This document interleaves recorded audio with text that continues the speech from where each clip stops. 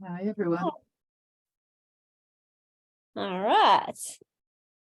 So let's get started. It's 10:01 on my side, and I've started the recording, and Rosaline is letting in everybody who's arrived. So welcome everybody today to Happy Wednesday.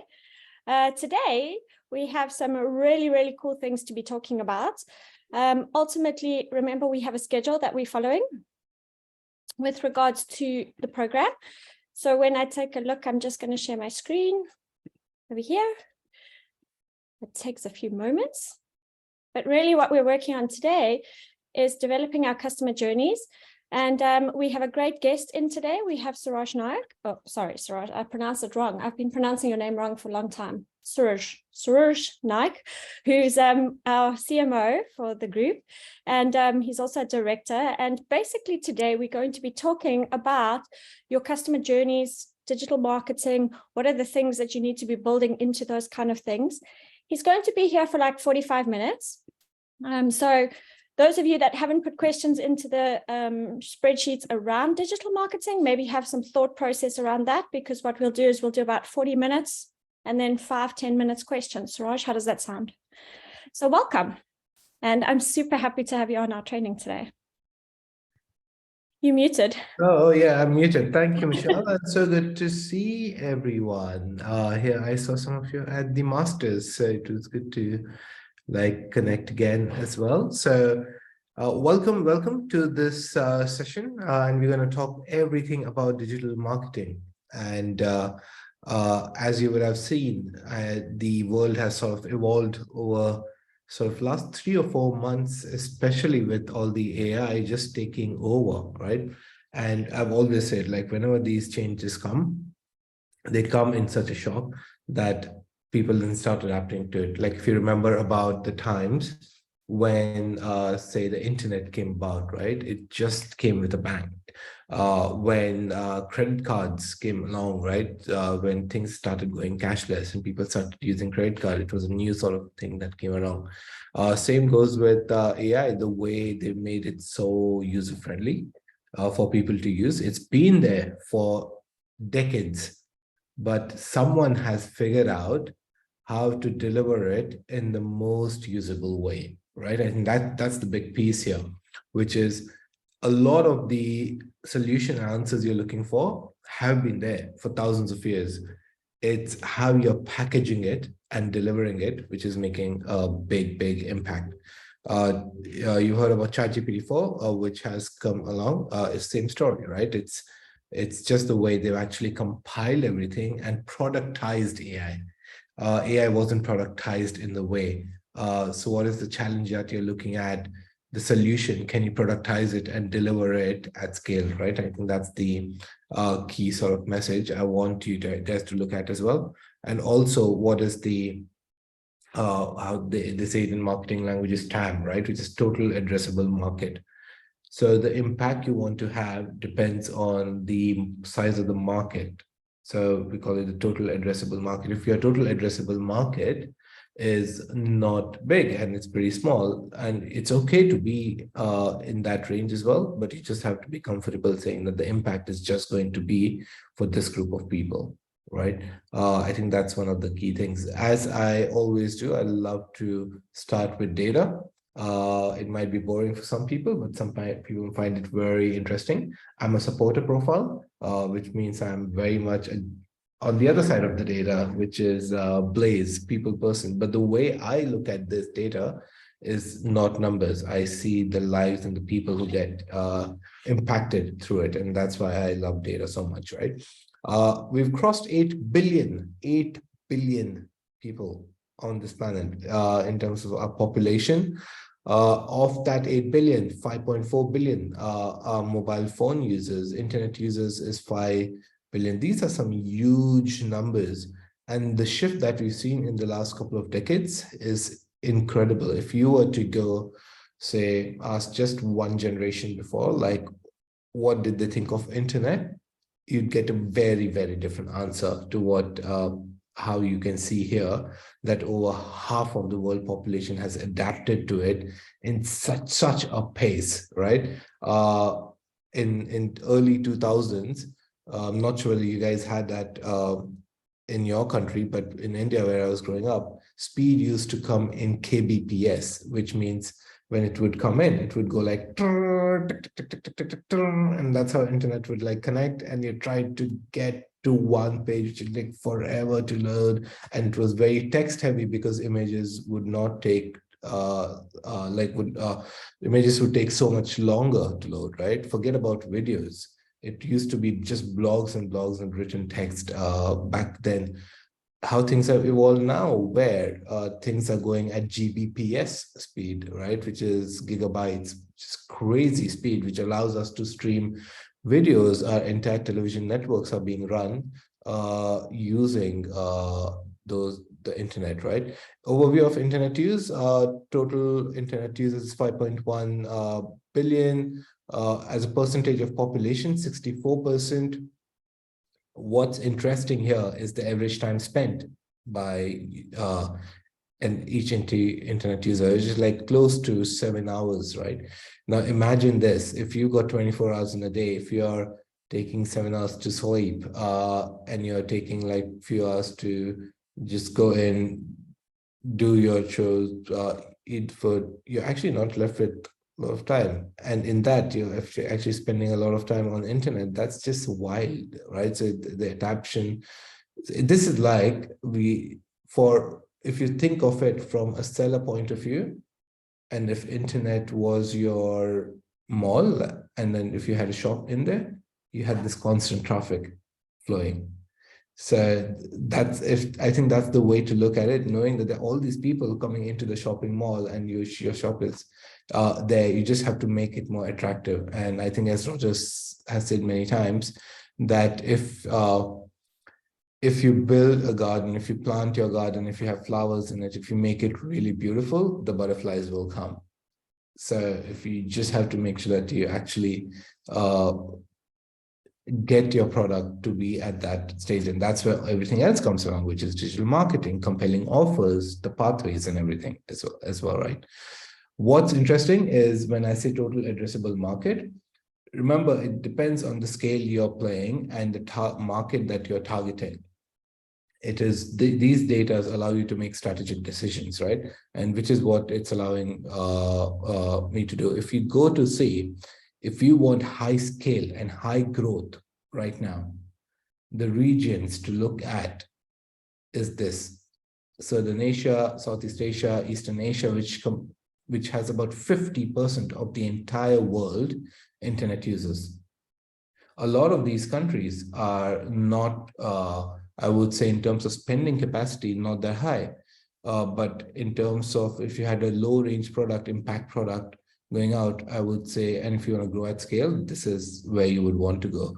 A lot of the businesses which actually scaled, which started in the US, they became really big after they launch in these regions, right? I think that's where the impact actually came in from. These are the reasons why people are using internet. Finding information still sort of number one at 57%.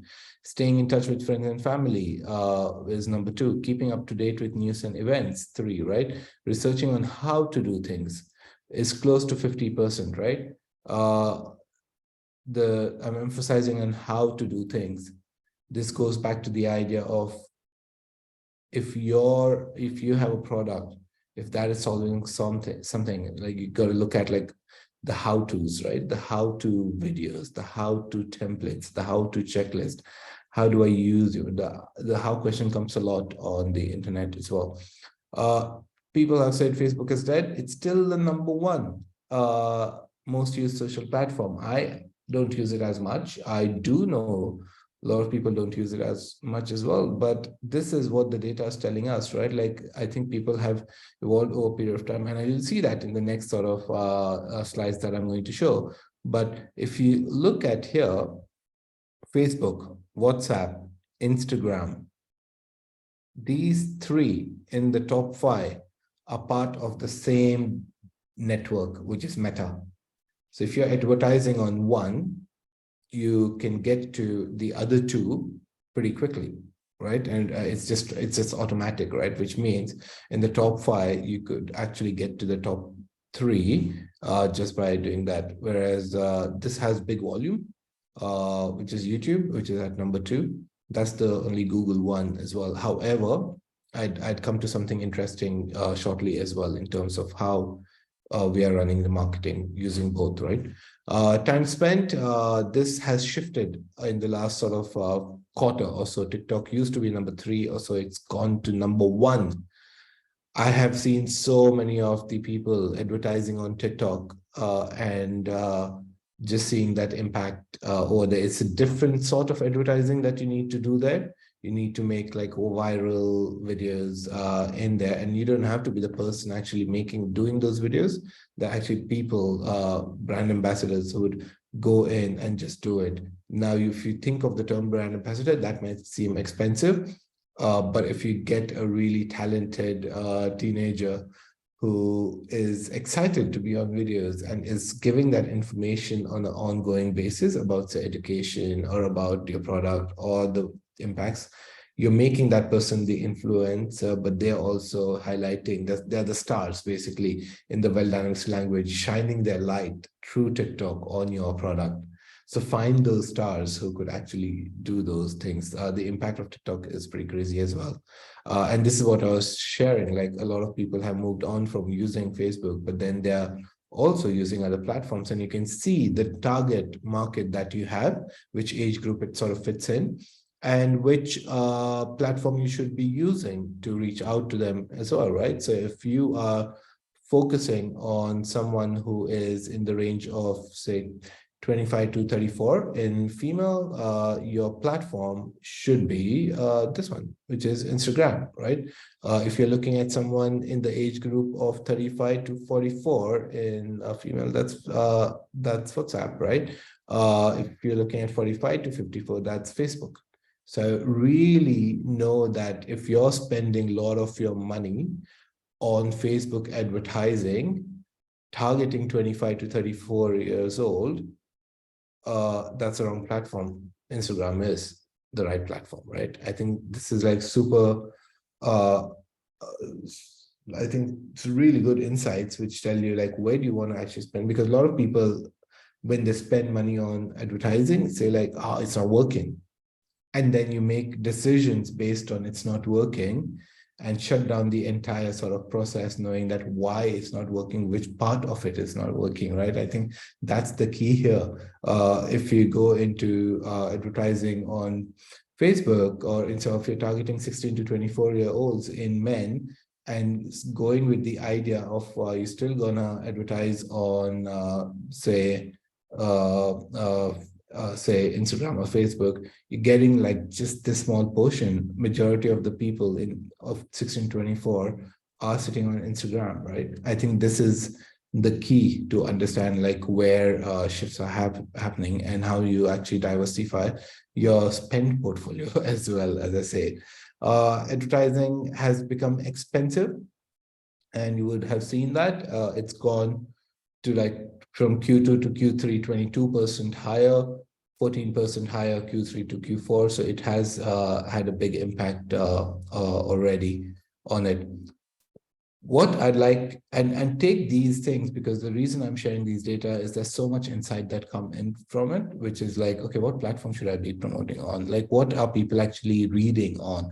If you've got an e-guide going out with a very basic, like a 5 or 10 pager information, if you were to turn that into a how-to, that's what people are looking for more as well, right? So I think those are the things which I want you guys to take out of this.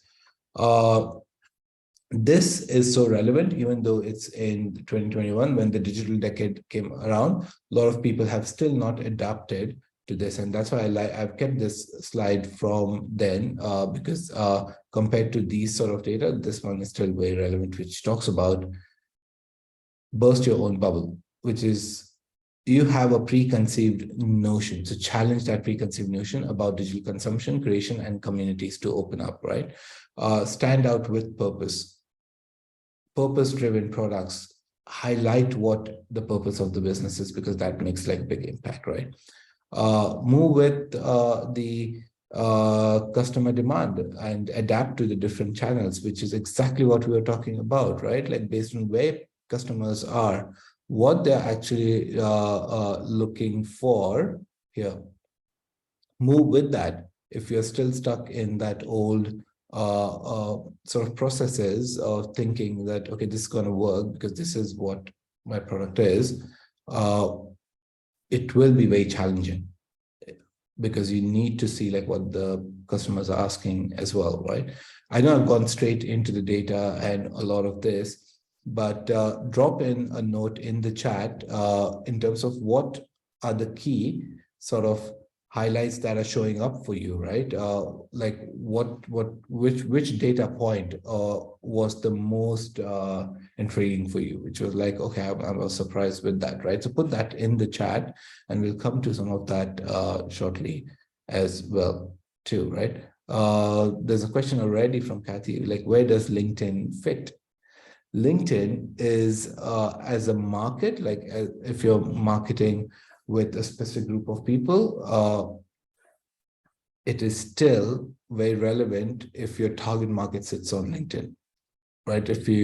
It's still not there in terms of the size of the platform, right? There are like the size of the platform of the ones which are shared are in billions, right? Some of them are just crazy how big they are. But the fact is, like LinkedIn is there, but it's not at that sort of level. So if your product is just targeting people who are in that age group that uses LinkedIn, then go ahead, use that because that's where your cash would sit, right? And don't focus on any of the other ones because then you'll be laser focused on, say, LinkedIn and driving through that, right? Which is pretty interesting. And what I'd like you to show you is like what you can expect from the year ahead. Small businesses cozy up to creators, exactly what I was saying. So showing around TikTok, right? Around how people are going to creators and influencers to promote their brands. If you've been part of our network, you would have noticed what we did at the Investor Summit last year. We brought in two very strong YouTube creators. One was called Minority Mindset, and the other one was Brian Young. The benefit of that, and I'll tell you in terms of numbers as well, right? When we brought them on board, we're like, okay, these guys have good following, right? Like who are the million plus follow creators on YouTube, like people who have million plus followers, right? We identified some of them. We reached out to all of them saying that, hey, are you up for speaking at the summit? Knowing if we were to get a pie of that million, that would make like a big difference, right? So we worked out a deal with them. It seemed, I think one of them, I won't tell who it was about $20,000 or something like that. 20, yeah, I think around about $20,000 as a speaker fee. You might go like, oh, what, 20,000 people? That's a lot of money to pay to a speaker who is not even an author, but he has probably more following on YouTube than an author would because of his book, because we're still thinking of that in that time, right? Education and delivery of education has moved on drastically. So people who are on YouTube, the creators, they are the new sort of authors. And we were like, okay, 20,000, if that's what we're going to spend, we want to make sure that we are actually like the cost per lead of getting someone at the summit. And I'm disclosing some of the sort of key numbers here as well, just so that you get like how you can use those, right? And as partners, I think it's important for you to understand like how we work out those numbers. So we said, okay, it's going to cost us like $15 to get a person, right, into the summit.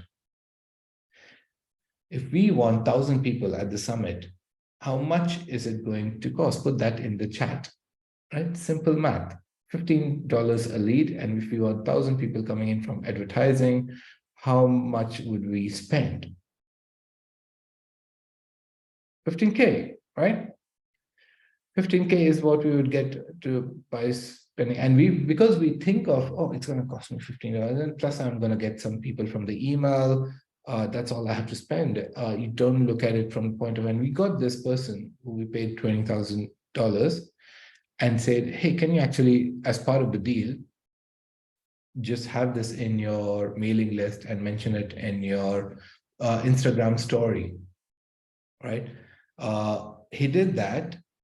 His mailing list brought in 1,500 people of the community, which we didn't have. That by itself covered up the cost that we would have spent on advertising. So we reduced our ad spend, focused on just targeting to people who actually registered so that they start showing up. But we got these influencers to drive the people. Now, you might say, what is the quality of the leads, right? We actually told them that, hey, don't go out to your entire list, go out to only your VIP sort of clients. And we also worked out a revenue share deal with them, saying that if any of your clients actually purchase, you get the bonus. So they were also incentivized in bringing high quality people through that.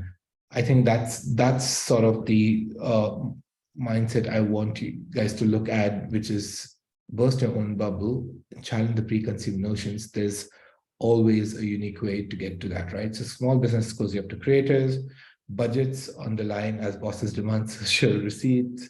Social innovators escape the tyranny of tactics, right? Marketers stop chasing new features and start getting more strategic instead, right? I think that's the key. These slides are here. Go through it because there's some, they've got some very relevant topics on how you need to start tracking activities, use data to make specific decisions as well. Because once you go through this, it makes a big difference in terms of the decisions you're going to make as well, right? And I think that's the big thing here. If you would have noticed, what we started doing last year, which actually came in from an event that we wanted to run for a property webinar, and like getting people from a webinar or a masterclass to a $1,500 product is not that easy if the product is not deep, right? Like if I was to run a program right now on ChatGPT, I know people would pay $1,500, right? When we started doing that for crypto or blockchain, people started investing because that was trend. But if I was to run that on, say, real estate or property right now, maybe we'll get some leads, but it won't be at that volume. So what we started doing was we said, okay, the entry point of you, the next step after the masterclass is just spend $1. You just have to spend $1 to access these or unlock these products, right? Now you might think, hey, just $1, that's not going to actually make a lot of money.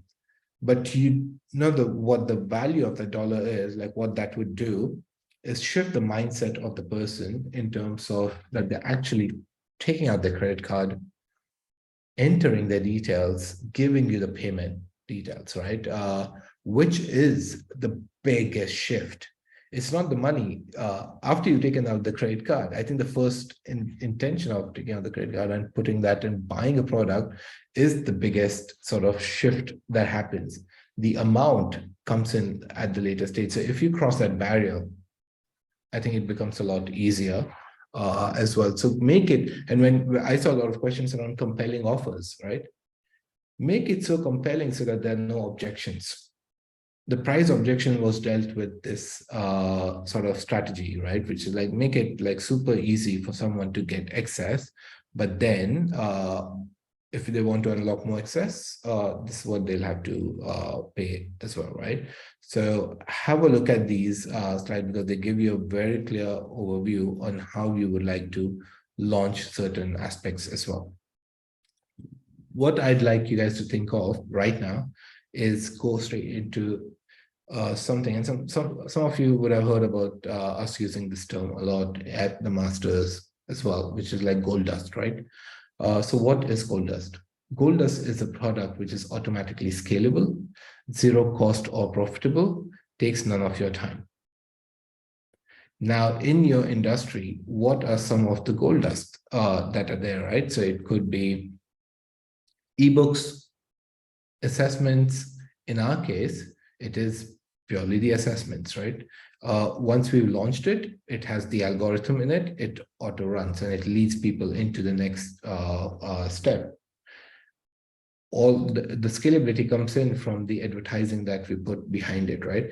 If you were to tell me today that, Suraj, we want about 2,000 people from the European region, or say from UK, I just need to turn that tap on the Genius test or the assessment in the UK. And then that flow will start. But why is that possible? Because there's a gold dust product, right? Which is the key assessment that we have now. Not all assessments work, not all ebooks work, and that's why you need to get deeper into like how do you make that even compelling. Investor Genius Test is what we launched. When we launched it, we were just surprised. And I'll tell you the story behind it. We launched it on Facebook last year. It was $3 per lead of someone actually taking the assessment. And we're like, okay, that's expensive, knowing Entrepreneur Genius Test is under $1 on Facebook. Now we're like, okay, why is that the Entrepreneur Genius Test is under $1, focusing on same region, same sort of groups, except it's focusing on entrepreneurs. Whereas investor is not. So maybe like there are less number of investors on Facebook, right? Let's try this on Google this year. In 2023, I think in February, we launched it on Google. It was even cheaper than what we were getting for Entrepreneur Genius Test on Facebook. So Entrepreneur Genius Test on Facebook, we are spending about 64 cents to get a member. Investor Genius Test through Google for the same region, same sort of interest, came down to 30 cents. I'm like, this is wild, because people would be spending $1 per click. And when we are getting those sort of numbers, we're like, okay, let's now just start scaling up. And that's why we actually looked at growth of the investor campus, because there's so much activity there around it as well, right? So what is your gold dust? Here are some of the examples. All should fit into that. It should be automatically scalable. It brings in the volume of people for you to then solve their problems, right? I think this is like the biggest sort of challenge that a lot of the companies have. It's like, hey, we don't have like enough leads, or we don't have the initial flow to actually reach out to them. Start with that. Get that volume in. If you have the first 1,000 coming in, it makes a big difference in the way you would operate to offer the as well, right? Like your product might shift as well based on what they're looking for.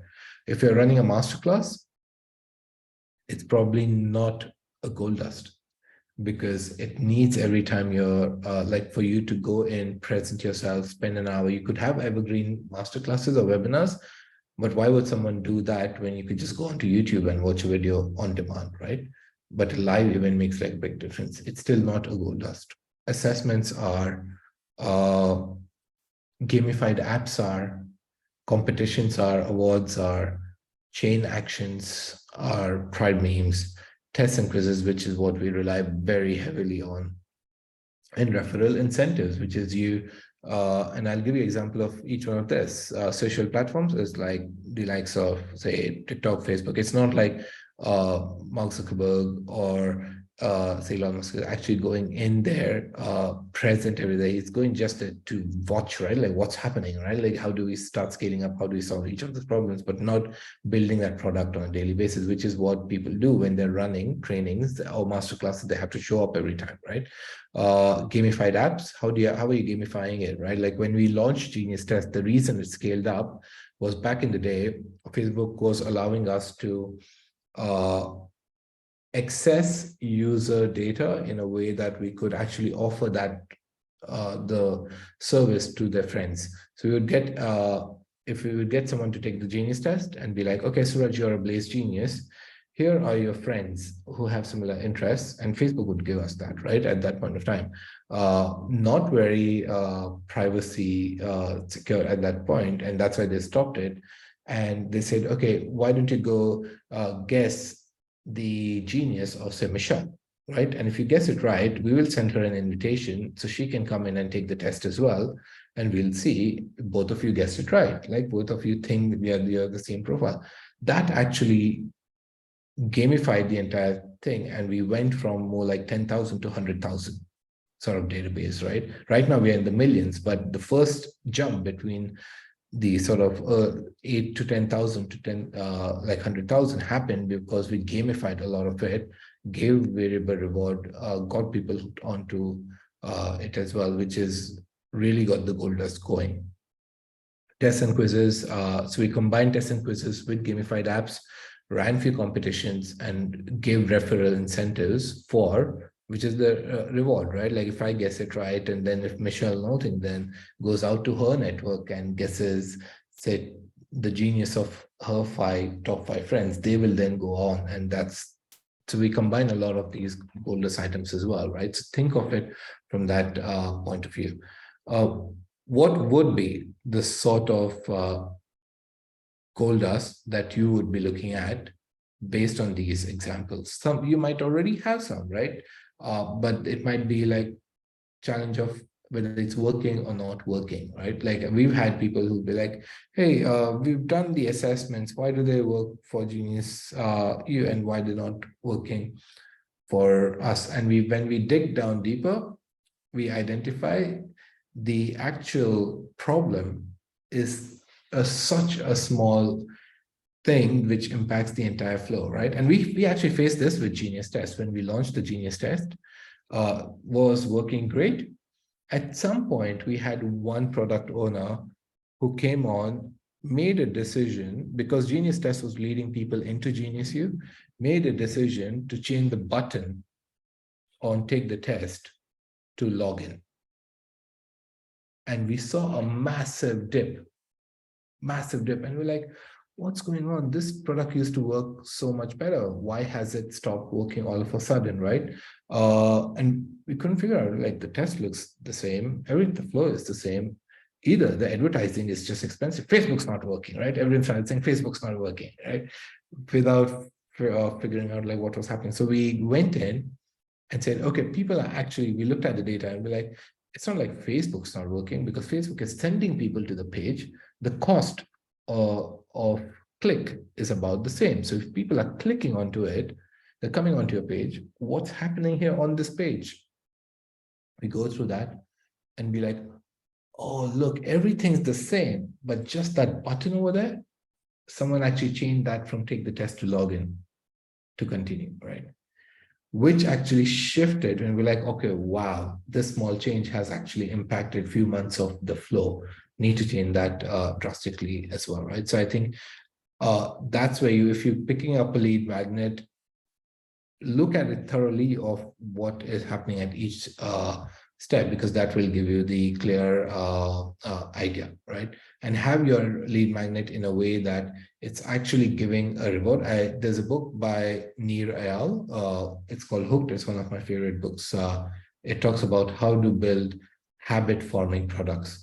It talks about how everyone gets hooked onto your product when they are rewarded, when they're getting a reward which they're not expecting, right? That's why assessments work, because they come with the idea of like, I don't know whether this is my profile or not. This might be my profile, but they get that reward, right? When you're booking, that's why the likes of Ubers and Airbnbs like disrupted industries, because if you're looking at Airbnbs, you look at the transition that happened from old sort of hotels. If you go to a Marriott, the Marriott in all cities would look about the same. A hotel room would be about the same, right? But if you were to go onto Airbnb, there would be amazing properties, right? You won't expect, like when you search saying that I want to go to, say, Lisbon or say Portugal, what are some of the properties that would show up? And there's some beautiful properties that's the reward, and the reward is like, wow, look at this property, I want to go stay there. It's even cheaper than staying at the hotel. That's why Airbnb took off. Uber took off because the old traditional taxis were replaced by these newer cars. You don't know whether it's going to be a Tesla coming to pick you up, it's not going to be a Mercedes that's going to come to pick you up, compared to, oh, there's going to be this Toyota black that's going to just come in, pick me up every single day, every time you ask for a taxi, right? That's how Uber changed the entire model as well. And this is where the variable reward is so important, right? Which is like, how are you rewarding your like your followers and customers? What I'm going to do is I've added far more slides here than what I'm going to cover. The reason being, there's a lot of solid information. We cannot cover all of it in, say, 45 minutes.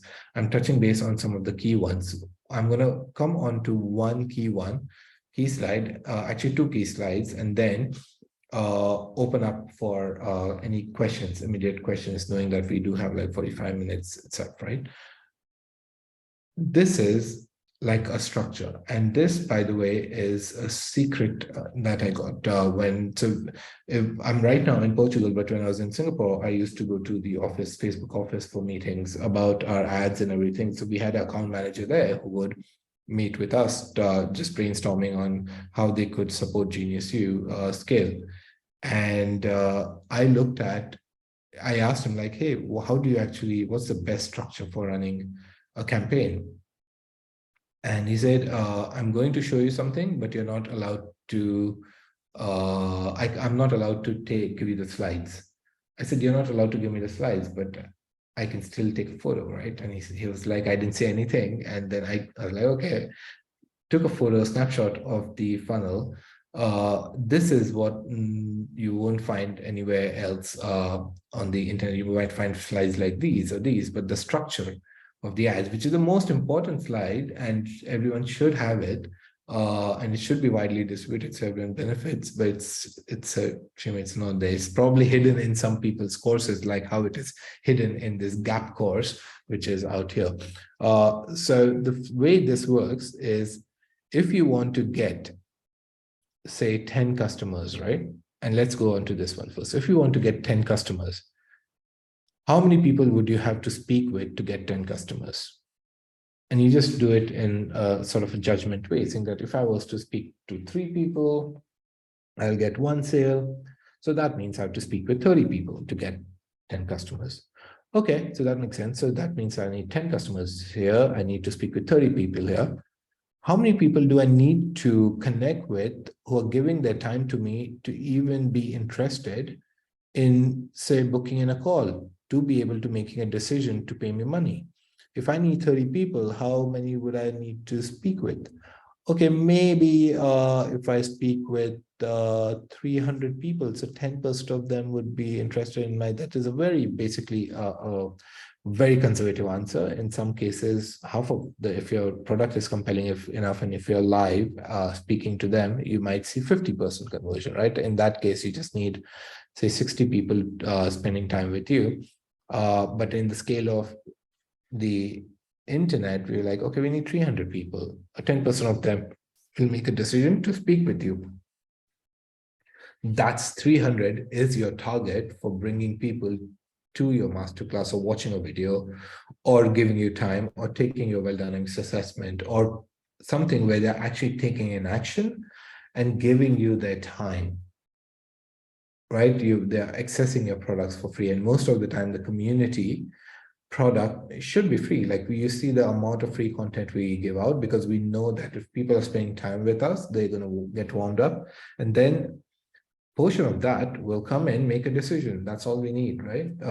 And when we're talking about the scale of thousands, then hundreds will come in to make the decision. Then it becomes a lot easier. If you look at it from this point of view, like, how many customers do you need? Say if you want to make $1,000, $100 is your cost, or say revenue per product, you need 10 people, right? So 10 people, and just work out that math this way. And when you do it that way and you put it in this format, which is, if you need these many, which is the conversion here, right? If you need these many people, if you need, say, let's look at here, right? Look at the reach, right? This goes into like, how many people do I need to reach out to even to get to the people who I finally speak with? And you can see here, step 1 is 3.4 million, which is just showing customer videos, new customer videos to people, not even trying to sell. The biggest mistake a lot of people do is go for the sale straight away on advertising, like buy this product, buy this product. No. because that's where it actually kills, and Facebook guzzles up all the spend. So step one, getting people to watch the video. People clicking on that after watching the video, that's about 1.5 million. So from 3.5 million, it goes to 1.5 million who are actually clicking. From 1.5 million, there's about 440,000 who are actually remarketed, retargeted, right? So what is remarketing? When someone clicks on your website and you want to reach out to them, there's a cookie that captures their IP address. And whenever they are going on to any other platform, you'll see similar type of ads. That's remarketing. So if someone's come onto my website or even search for something, I can remarket, retarget them, and that's like 440, right? And then go in and purchase. And it is so wild. It is scary, but it is so wild when you're sometimes thinking of, yeah, I was just thinking of this, and look, there's an ad for this showing up on Facebook or Instagram. And has that happened to you guys, right? Like when you're thinking of something and be like, but I was just thinking about it. Like, how did this particular product started showing up on Instagram? And it's so wild because you're thinking of it, but like in your subconscious or when you're just searching something, you would have added that keyword into Google or into some chat at some point in that day, which has triggered the ads to start showing up. And I think that's how the internet is actually operating and capturing those sort of data. So remarketing earlier used to be possible just by people coming on visiting a site. Now, just by the means of people searching, you're able to retarget to them. Majority of Well Dynamics revenue that comes from ads comes in because people are searching for psychometric test or profile test on Google, or even watching a video of any profiling or psychometric on YouTube, and bam, there's a ad that starts showing up to them saying that what the 8 types of entrepreneurs, which one are you? Take the test, right?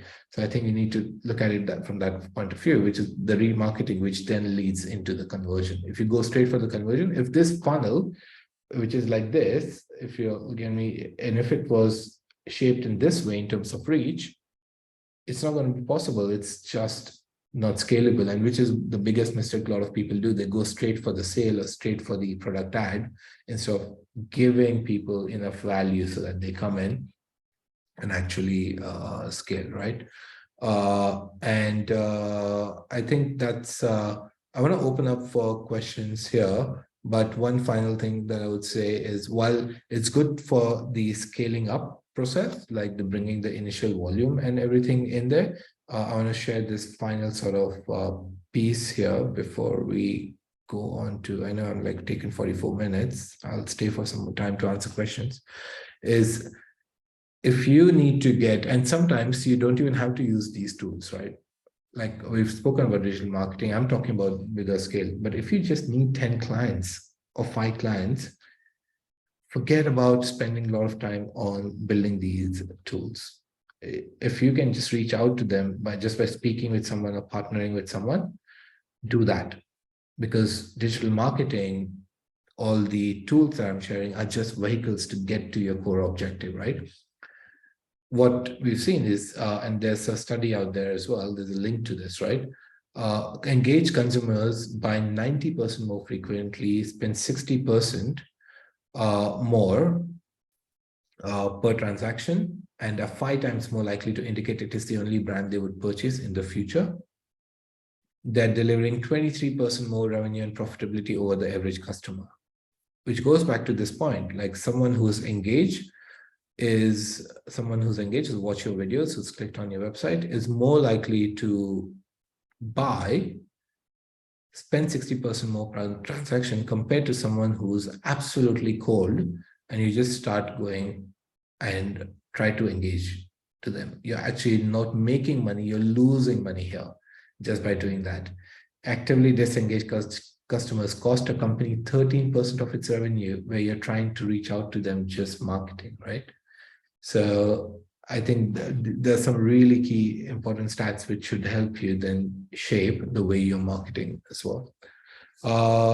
Michelle, Anything you would like to add to any that I've shared? Because you've seen a lot of this from the inside as well, before we open up any Absolutely. questions. I must admit, for a mechanic, I love this. I love understanding the ins and outs of it. I love understanding what I can target, which makes more sense. So I think, everybody tends to do what they can do, right?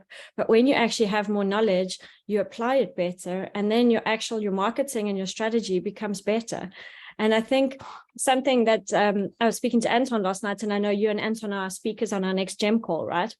And I was just prepping him and talking about that. And he actually said, because I said, oh, digital marketing kind of scares me, right? He says, I think there's a difference between digital marketing and branding. Like, if you're worried that the digital marketing is not working, it's not digital marketing that's not working. It's potentially your brand, Michelle. So I was like, oh, okay. So then it was this whole conversation that came about it. So I think the more you actually spend the time learning and growing and using tools like this and calls like this, I think it's better, because it gives you a better perspective of what you should be doing and what you should be targeting for, because there's so much out there, right? So that's my 4 cents. But yeah, Suraj, I always enjoy listening to this kind of Yes, and do check out. I think use new tools to scale, right? Like if you use ChatGPT, you know it can do amazing things. It can create psychometric tests for you. It can create blogs for you. It can create. Now the challenge with that is that it is only giving you data up until 2021. But if you want to make it very relevant, what you could do is bring what's in the news today, input that into ChatGPT, and customize it in a way that it's giving advice based on what's happening now and the learnings from the past, and merge those two into it, right? I think there's some really clever ways you can use ChatGPT to actually start scaling businesses. The way it's little irrelevant, but I'd like to share this with you. And this came about from a strangest place, right? Like where I stay, I was just walking and coming home I think day before yesterday, and I met this guy who was on a wheelchair, and we just I stopped by at the sort of cafeteria to grab a quick coffee to come home, and I meet this guy who's on a wheelchair, and I don't know why he thought that I was into tech, probably Indian, right? So and this guy was a Spanish guy. He just started talking, and I'm like, okay. And I was just in too much, so I didn't pay much attention, right? But then some conversation happened, and he started talking about AI, right? And I'm like, oh, okay. He started talking about ChatGPT. He mentioned this site. He said, "Oh, you guys, you Indians also smart and launching all these crazy products. Did you hear about this website which has come in from Bangalore?" I said, "No. This is called Futurepedia, right? Futurepedia is the largest AI tools directory. There are some amazing tools out there. You can create videos from scripts or blogs. You can create this one is going to be amazing, which is all-in-one AI marketing assistant that writes, creates, designs all your landing pages, promo videos. It is early stage, but this has some verified ones which are pretty incredible. Adcreative.ai, right? There's some which are paid. This ChatGPT website builder, we can build a website with ChatGPT, right? So it's crazy, some of the tools out there. Check out this website, Futurepedia. It has a lot of amazing tools. And I wouldn't have come across this if I had not stopped for the quick coffee out there. But you can see the adoption of AI has come to the coffee shops, which means things are really moving super fast. Totally. So I think there was a question. Sue asked, what extent is GU, is it in the video content or the ad that's driving the revenue? Sorry, Sue, I don't know if you want to rephrase your question or if you want to comment a bit more around it for Sue. It made sense when I asked the question, and then I wasn't sure, but it's like, say, for example, if someone from GU or Entrepreneurs Institute is posting content, so that's driving, that's building a community, and it's bringing attraction, but also you've got the ad campaign. So is it ultimately the ads that are bringing in the revenue, the click that brings in the revenue, or are you also tracking the more kind of, the free kind of content that you give out as well? I think it's the combination. The videos are actually an entry point into the community, which is the first step here that we had was how do you get someone's attention, right? Which is, let me just open up this slide. Again, the first step here was how do we get someone's attention, and here, right? Attention, where you become a follower, right? This can happen in numerous ways. And that's why I'm saying like videos or these things are just tools, because sometimes an attention would mean just not doing a YouTube video, but or not doing a video, but it could be an e-guide or a book or a campaign, right? The way we started now, and I think I experimented this, and I'll share this live sort of experiment. Just Monday, it was, wow, this week, Monday, like I set a personal goal, right? That I want to build the warm list of people who are highly engaged, where I know that every time I go out to them, like in a circle, right? I want to have like 1 million people in a circle for Genius U, where I could go out to this 1 million people and say seek for help or offer them solutions, and I know that they'll always be engaged, right? And I said, how is that? How could I get that going? Which is like I'm able to grab the attention every week, give them value every week, and then things will change, right? We started this newsletter on Monday, and that's when the story of the banking collapse came in, right? The SVB. I saw what was trending in the market. There's so much talk about SVB. It came, I think the bank collapsed over the weekend. And let me just see if I can find it. Genius U Campus News. Let's see if I can find it here.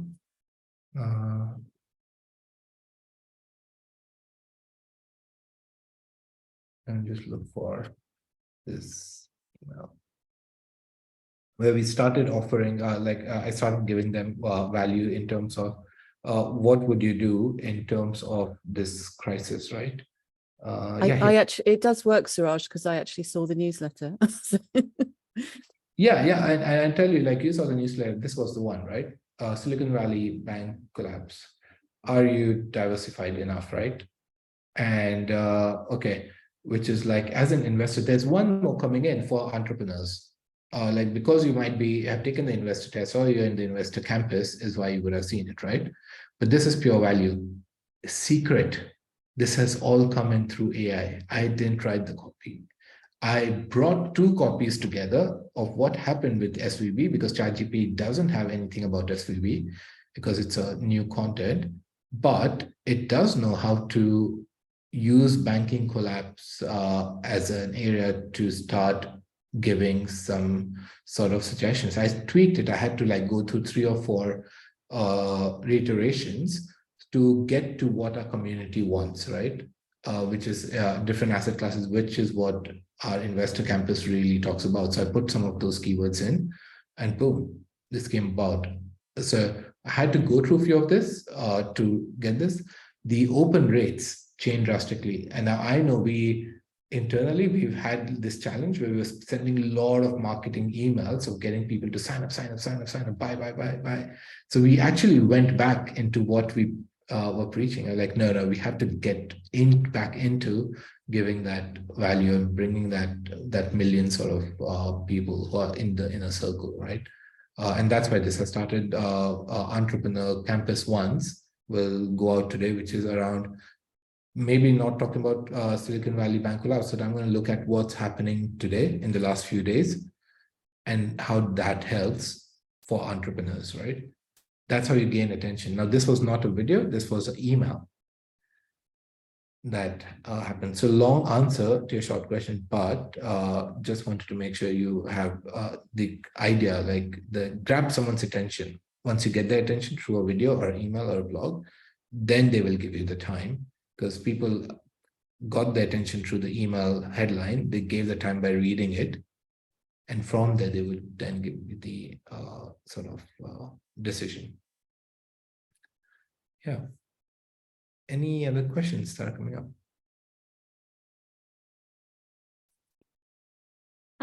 The only thing is, Ruby, you have to log into GeniusU before you can open a closed circle.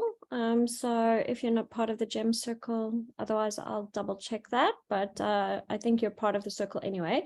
Any other questions for Suraj, ladies and gentlemen? Suraj. One day I'll get it right. I keep saying it wrong after I heard it was wrong. Yes, yeah. Michelle's Suraj is different. Suraj. I'm used to it. Yeah, one of our team members said that I've been saying Suraj's name for the longest time. It should be Suraj. Yeah. And I keep like messing it up because it's been such a habit and I've been around him for so many years, but he never said. Yeah, there's this guy, I go to this co-working space, and the founder of that has become like a very good friend. We go play golf together often. I've corrected him a few times, but he calls me Saudad. And I'm like, why do you call me Saudad? And then someone actually told me that Saudad is a pretty amazing meaning to it. So I was like, okay, I'll stick to it. And it means what does it say? It's an emotional state of melancholic or profoundly nostalgic longing for a beloved yet absent something or someone. I'm like, okay, I wouldn't mind having such a good meaning to the name. Calling that. Absolutely. Well, guys, if there's no more questions, then we can move on. I think we've got a little bit time still, but yeah, Suraj, I really am super thankful that you were here today. It was really, really interesting. We will see you later on the evening one, right? Yeah. So if there's any questions, guys, you can drop it into the circle and I'll make sure that we do get you an answer if you remember something afterwards. But thank you so much for attending today. I really, really, really am super grateful. So guys, give some love and thankfulness and what your biggest takeaway from today was from that segment. Yeah. Put that in the chat. Thank you. And to answer Mugi's questions, it's Suraj. Just Suraj. Yeah. Okay. All right. See you. Bye. Bye. All right. Hey guys, was that good? Drop in the chat. Yes, no, terrible, great, anything would be good. Yeah. Good. Okay, we've got some yeses. Nicely, valuable. Good. Okay, so the Rosalind will post the slides into the circle. And it's always interesting. So go through there and yeah, go and experiment, go and read up on some stuff. The GEM call will be on like I said, at the end of the month. And we've got Anton and Suraj. It is nighttime, our time suit, but it will be available in the circle during the day as soon as it's more of a NASA APAC time zone this time because of Roger being in the NASA region. So it's really nice. So some of you guys I think it will be morning APAC and evening NASA. So you guys get like 5 a.m. Indonesian time. So it is a bit early, but Henriette will be streamed so you guys can watch it as soon as it's ready. And I think that will also be super valuable for you guys, definitely on this marketing side and this journey side. Okay, so we have a few people who've put a couple of things in for conversation today.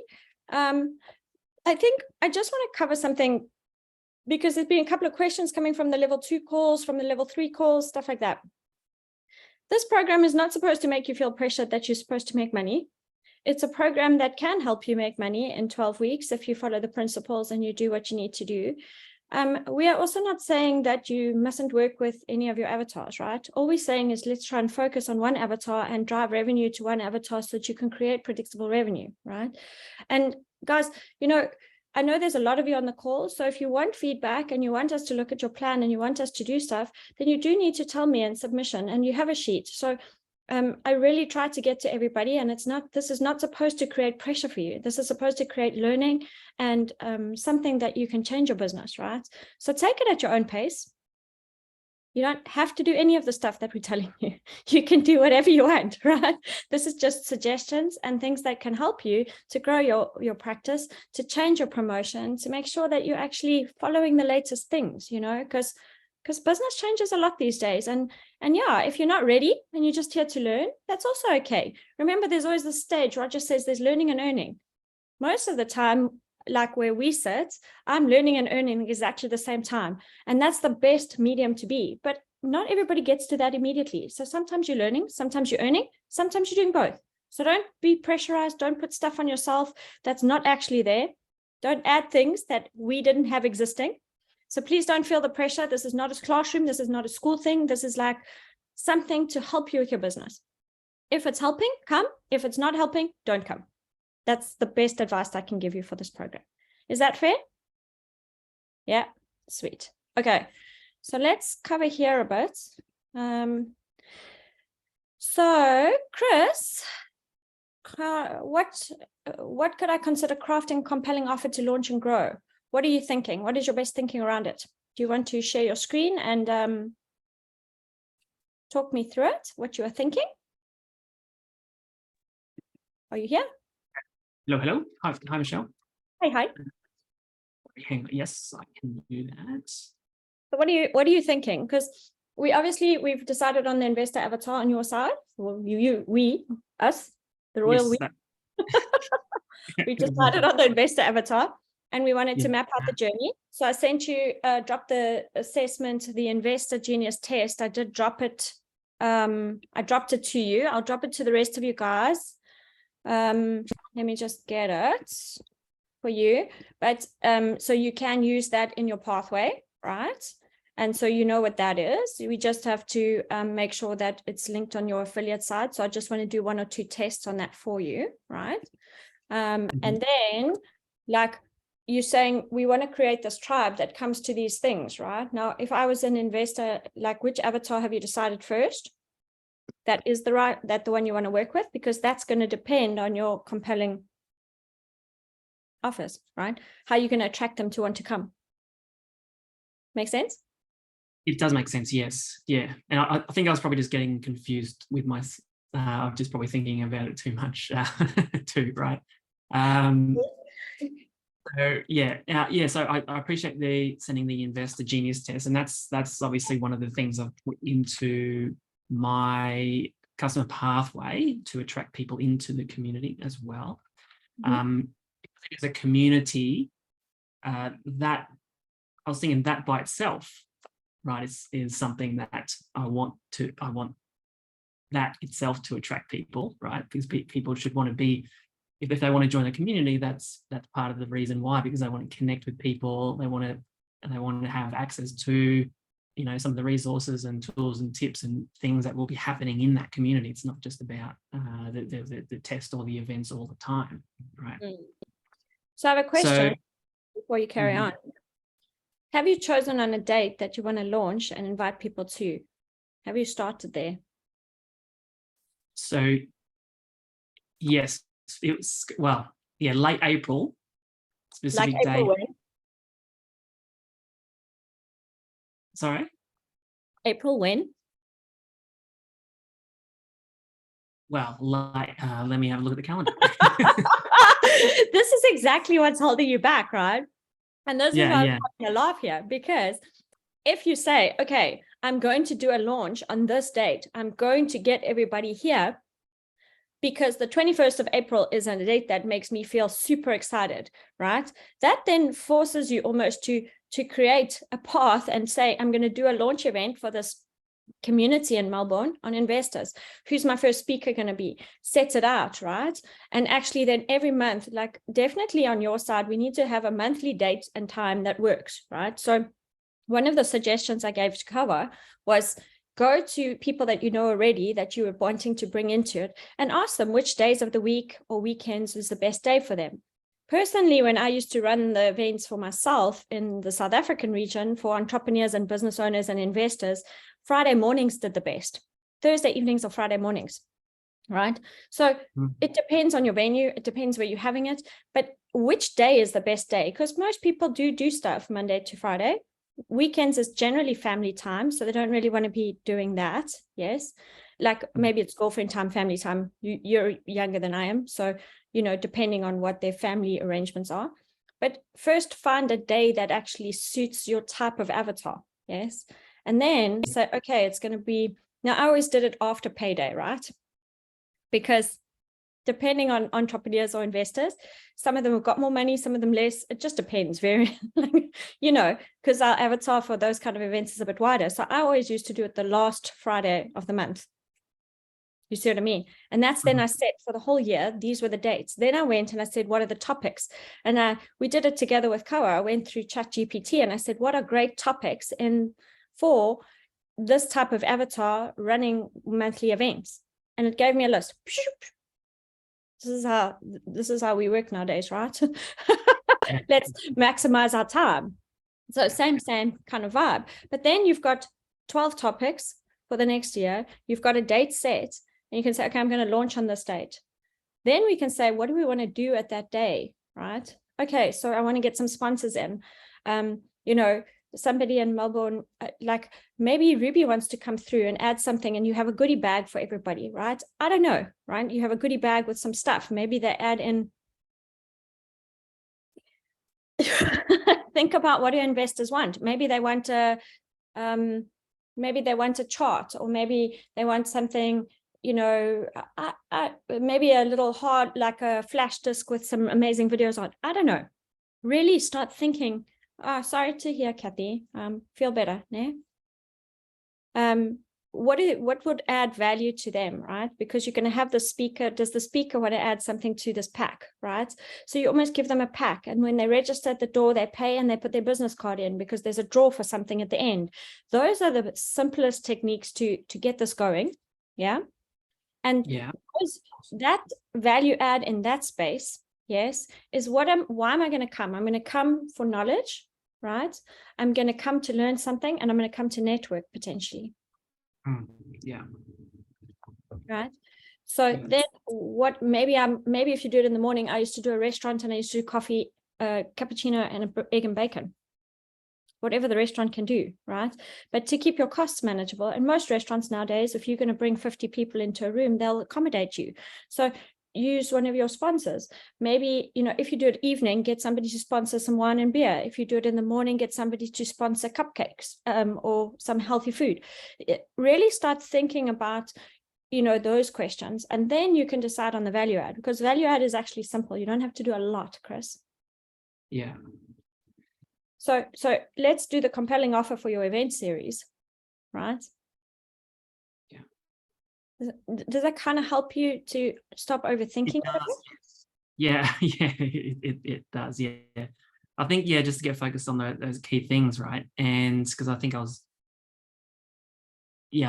getting caught up on what value or how much value to give, right, to get people to come along to the event. So yeah, that gives me some really good direction there to think about that. Remember, the value comes in the speaker. Yeah, and absolutely. The speaker's giving, and maybe the speaker has a download or a tip or something like that. I mean, potentially you could use Chad Pope, he's one of our level 2 partners. He's just come on the investor side, and he does structured notes. And it could be that you can get him to talk about like what is happening now with the banks and why you need to protect your money a different way and do structured notes. He could be your first speaker. Like, I can connect you. You can, there are speakers. You could ask Mark Robinson he does a whole triangular thing. You could ask Paulina to come and talk to women investors. I mean, yes, I did have them down actually to speak to them. Yeah. Right. I mean, who else is there in the investor community? You could use Luca. He's not very inspiring though. Like, he's not very up and bubbly on crypto, but you could ask him if he comes in and do something like that, but you could stream it. So go and research who you want to speak to. There's also on LinkedIn, Chris. Go, and I sent messages I was looking for some people speaking in digital marketing and stuff. I just sent messages. If nobody answers you, nobody answers you. Tough luck. But somebody answered me. The lady from TikTok Education answered me. I'm like, oh, amazing. Okay, cool. Right. So use our community pop up a message into the gems piece and say, I've got, this is what my avatar is. I'm setting up events in Melbourne for this, whatever. Any suggestions would be welcome for speakers in this space. Who do you think, right? Ask the community who they want to hear from too. Mm-hmm. Yeah. Yeah.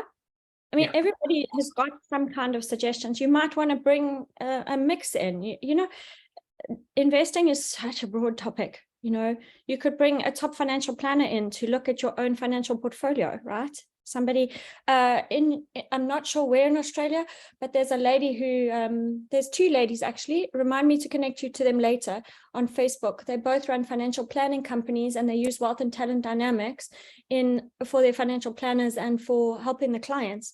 And that's also investing, right? Do you see, it's just a broader path. So try to just plan out the year, and then you can come and tell me, Michelle, I don't have spaces of speakers for 5 speakers. Can you give me suggestions? Yeah, great. Yeah, I like that actually. Yeah, come up with a topic for each month, same time, same day every month. Mm-hmm. Yeah, it's Yeah. good. Consistency. Yeah, you might not want to do Christmas, obviously, but you could do a big send-off at the beginning of December, and everybody comes, and you could do a donation to charity, that everybody brings something and you donate it to something like B1G1. Or do you see, there's those kind of things too that you can bring in around the time.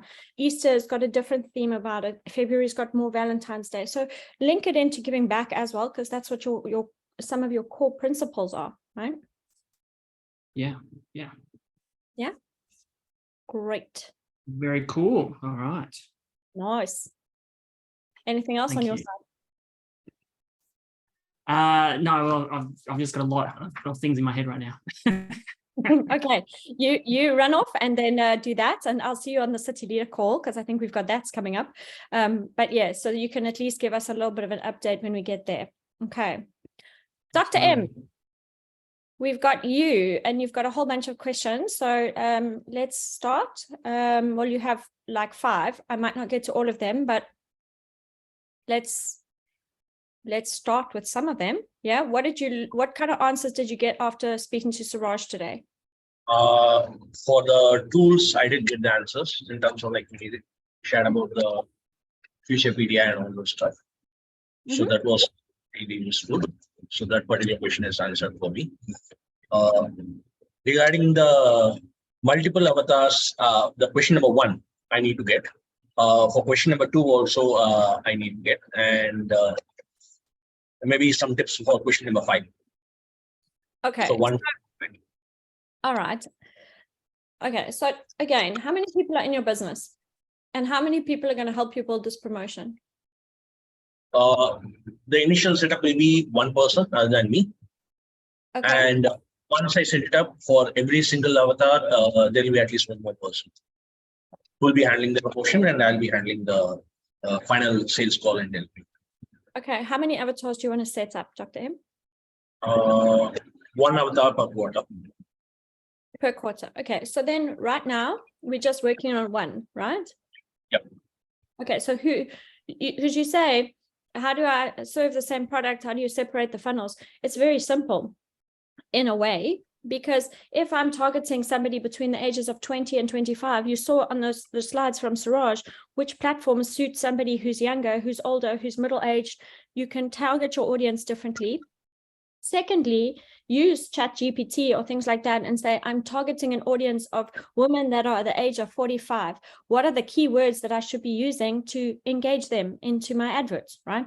Because like, I'm terrible at marketing, but somehow there's a miracle in ChatGPT. It gives you amazing answers. Use it. Dr. M, use it. Like, use it for the avatars. And what are you going to do compelling? Because the funnel will be the funnel. It's just the attraction part that's slightly different, depending on what that person's problem is. So a woman who is 45 to 50, what is her problem? A guy who's 45 to 50, what is his problem, right? What is he trying to solve as a coach? So that's why that what is their problem is such a big thing. Because when you've got that, you can use technology and you can use ChatGPT to say, what words should I use in my adverts? What words should I use in my email journeys? That kind of stuff, right?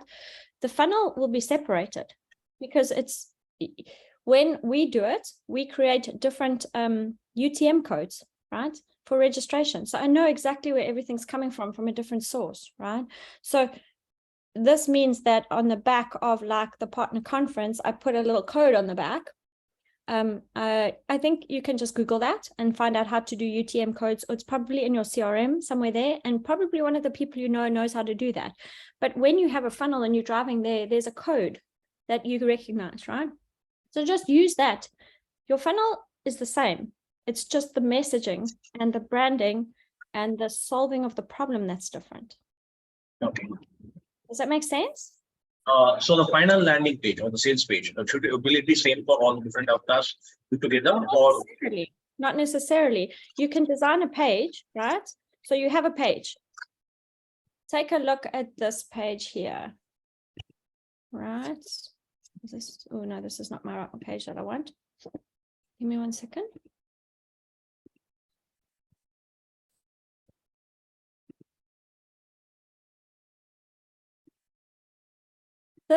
This page here is designed for an avatar, so you have to change it. You have to change some of the components, right, in a page, right? Changing components in a page, sorry, can't, is not a challenge, right? If you've got your if you've got a template, right, all you do is you adjust it. So personally, I would then, if this was the same thing, now you guys have seen my partner conference pages. These are pretty similar, right? All I'm doing is I'm changing colors, I'm changing the messaging, and I'm changing who the audience is for. So here's the thing, here's the paragraph, right? Now I'm going to go through this really simply. Join, okay? What is this about? Yes. So when I'm saying what is this about, this is generic, right? 4 reasons to join me. This is like, for example, if you're targeting women avatars versus men versus different ages, think about the wording of why you want them to join you, because the wording is slightly different. Yes. Yeah. Where is it going to be? This is probably the same, right? Come and join me here. Yes. Who's the speakers? You, right?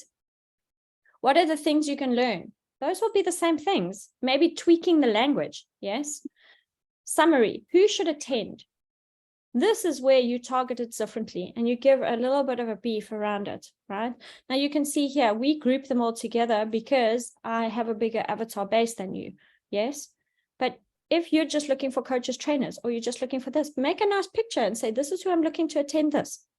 And you change it. And then you put stories that are making a young person, an older person, a different person, you make the stories, do you see what I'm saying, that are different to your type of avatars. You see what I'm getting at? And then here you do that. So doing a page is it's not supposed to be complicated.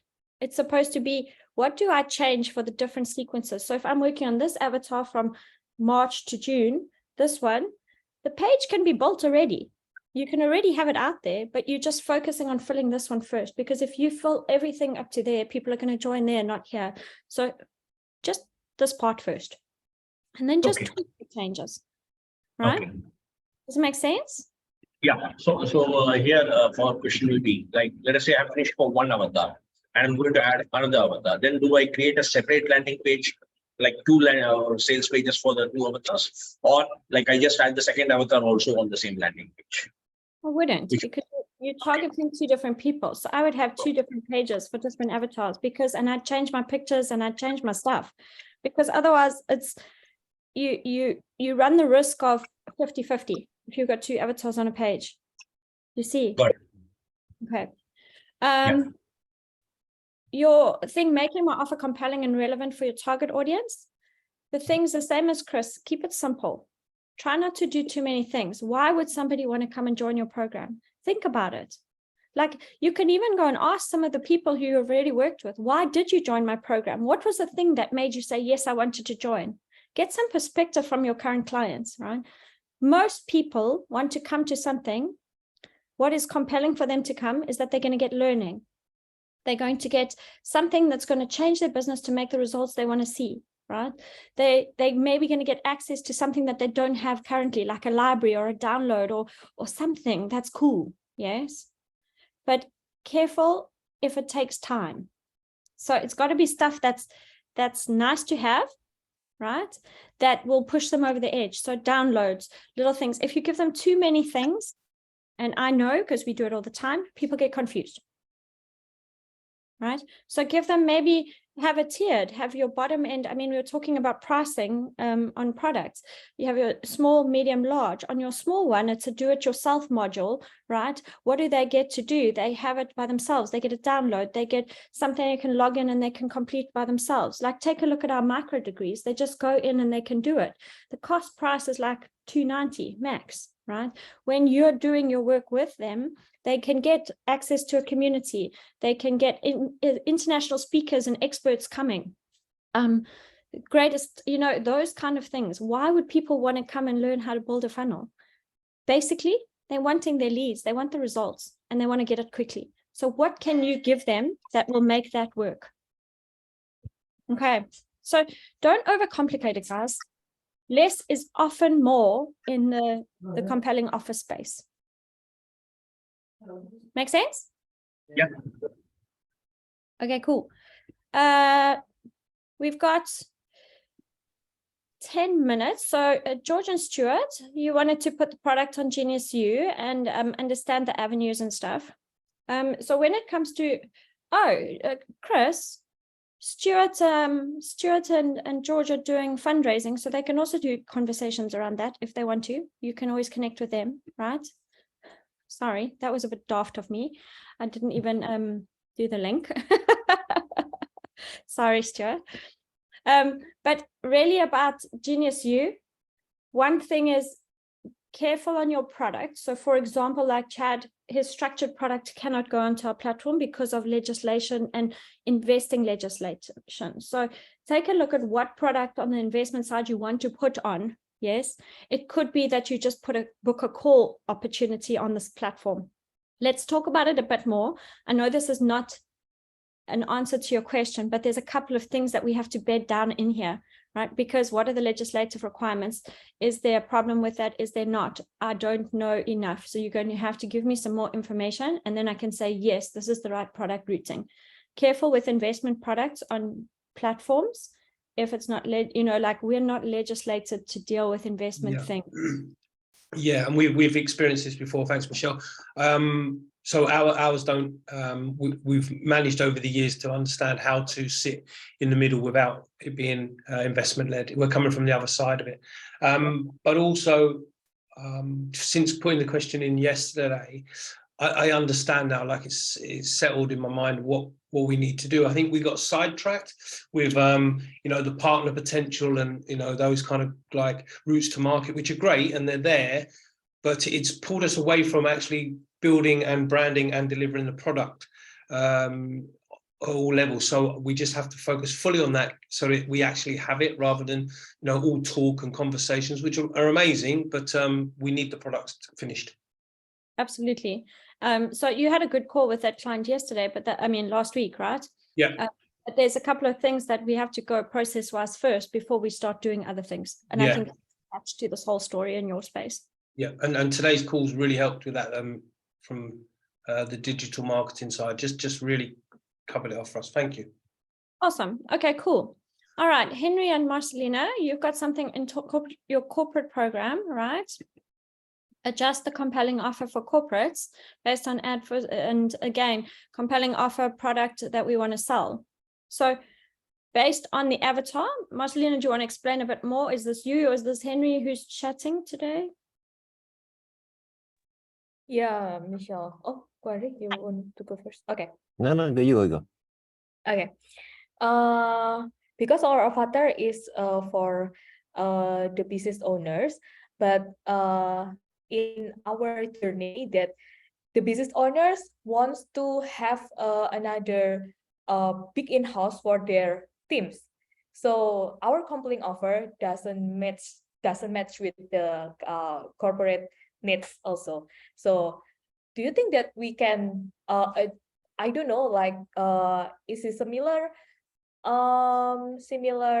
offer that can we use, or maybe you have some suggestion for us how to handle the compelling offer corporate?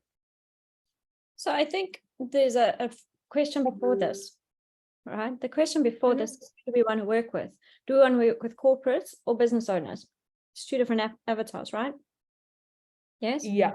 Yeah. So maybe Henry's working on corporates and you're working on business owners, or vice versa. The offers are different because what is a corporate company looking for? What is their problem? Why are they going to bring you in? So what is going to make a difference to them? So I'm going to give you an example. When I do one-on-one coaching, right, I'll do like, okay, you get a token, you get 12 weeks, you get a whole bunch of stuff. When I'm doing a corporate, I say, these are the things that are going to be extra. I'm going to give each one of your team a token. I'm going to debrief each one of your team. I'm going to do a team session, and they're all going to get a workbook, right? And we'll have 5 sessions, and I'm throwing in 10 tokens for free for extra people that come. The corporate offer is designed on the company. What is that going to push them over the edge? What is their outcome? What is their problem that needs to solve? And design that specifically. It's interrelated. So if I've got a corporate, what is their problem? They want to get their teams performing. They want people to be in the right jobs, right? Okay, so what are we going to do? We're going to come and analyze everybody. We're going to teach everybody, and we're going to rewrite the job descriptions for you. Okay. Do you see how that's a completely different offer to somebody who's an entrepreneur who you're now trying to get into one space? Make sense? So decide on the avatar. Corporates also, less is more, but corporates want results. They want productivity. If you come in and do this, my team is going to be better. I'm going to have happier people, and I'm going to make more money, bottom line. That's what they want. Maybe a few more things, like they want to have, I don't know, right? They want to retain their staff, for example, because nowadays everybody, I read there's a stat, 50% of people, I think Roger shared it on the Learning Summit, 50% of people won't go back to a job, right? They won't go back to a job. So I think it was, let me just have a look if I can find that slide for you quickly. But these are the kind of things that you need to be aware of for corporates, right? And for what's going on in the world currently. And this is why it's super important to be fully listening to the trends, listening to what's going on, because what your offer is completely different to what is required sometimes. Here we go, I think. So this was the slide here. Sorry, I'm trying to share my screen. Here we go. I know we've got 2 minutes. Sorry, guys. But take a look at this slide here. See here. What do they think about gig employment? Look at this.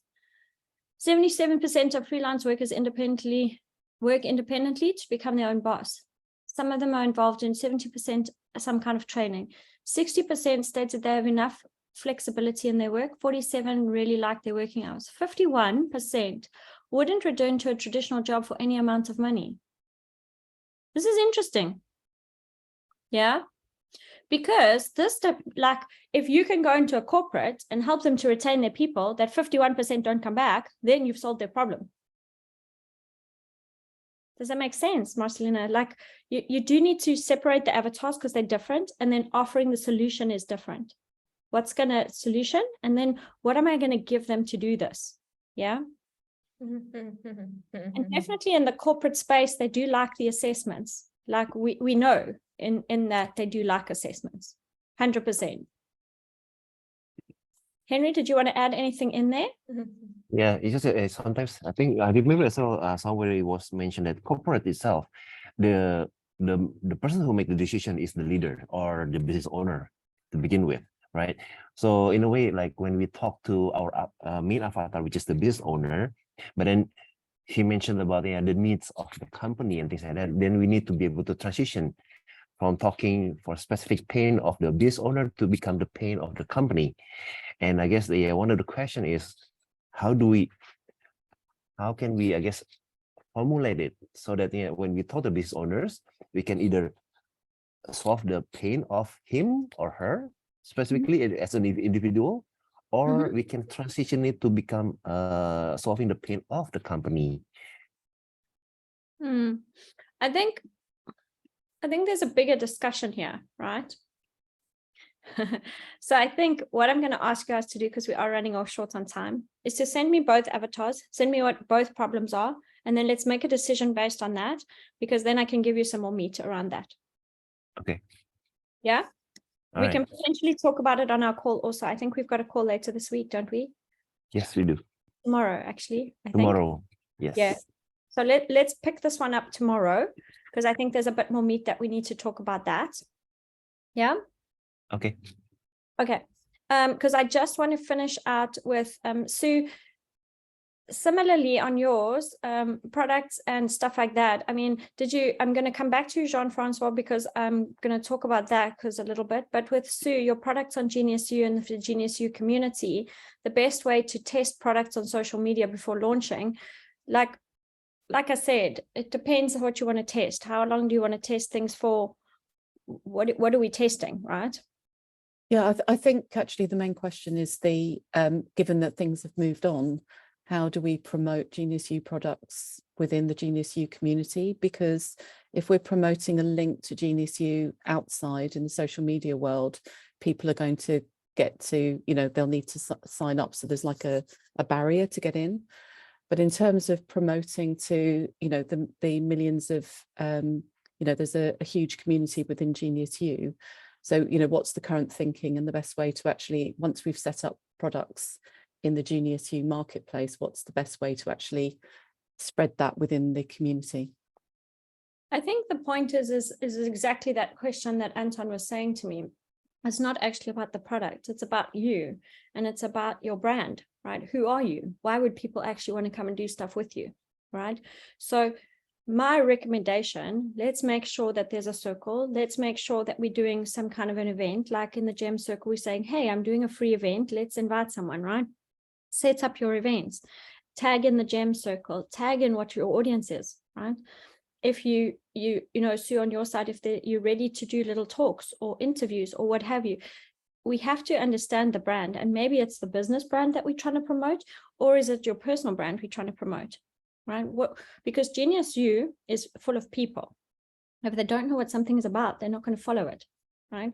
So where can we go and find more information? Yes, 100%. The platform is moving at the end of the month to a more active one where you can message better and you can do a whole bunch of stuff better. It's going to be great. So right now we're still blocked to flow, but the thing is that it is a membership platform. Yes, you can go in for free, right? I think it's dependent. There's two sides. I don't necessarily think you need to be going out and promoting products of Genius U, like with a link and doing that. I saw you promoting the partner conference and stuff like that for topics of great speech. They don't have to log into Genius U to do that. They can just register straight off. So if there's a topic that interests you, yes, promote it. Yes.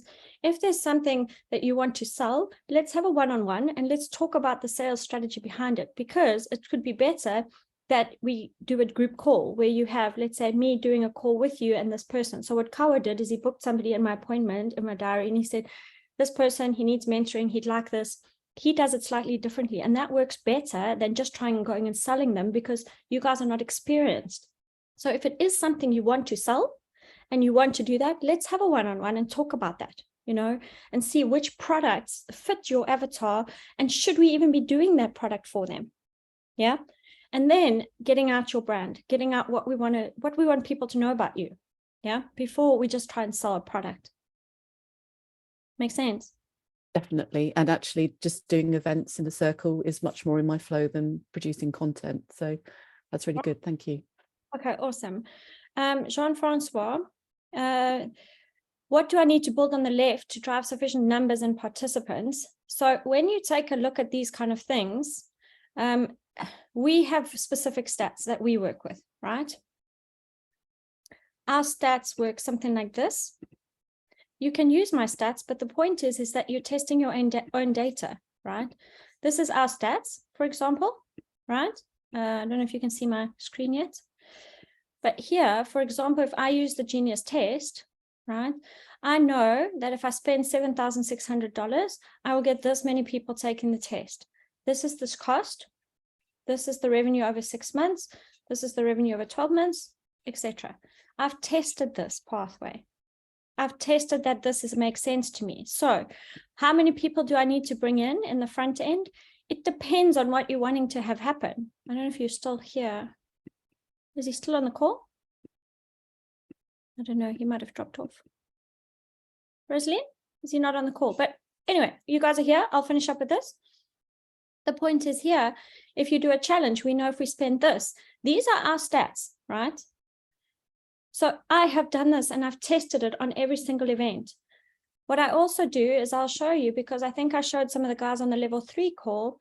It was really around the partner conference. What I do, this is just an example for, that will help you guys do something. So what I always do is I come back to my events, and what I do is I do a little sheet like this. This is in Excel. This is not like a super smart slide, right? But here, this is when I've done the events. This is how many registrations. This is my attendance percentages, how many calls are booked on it, how many calls won, how much revenue did I make, and the calls and stuff like that. Once you start doing this, this drives your funnel. Then you can say how many people do I actually want to have a call with. So for me, if I want to make $149,000, I need to have 472 registrations for this particular conference. Do you see? All I've done is I've taken my events and I've just gone choo, choo, choo, choo, and done the analytics. I know this is boring for some of you, but use somebody to do it for you. Like Sue and I find this super interesting, but for me, this makes my life easy, because now I know if I want to go and double my money, I need to double my registrations. Do you see that? So that's the point, is when you guys are doing stuff, you need to test it. You need to say, okay, so Chris, every event, I had 50 people registered, 20 people arrived. Now you've got your own stats. Do you see what I mean? This is what somebody bought afterwards. This is what I've put them into.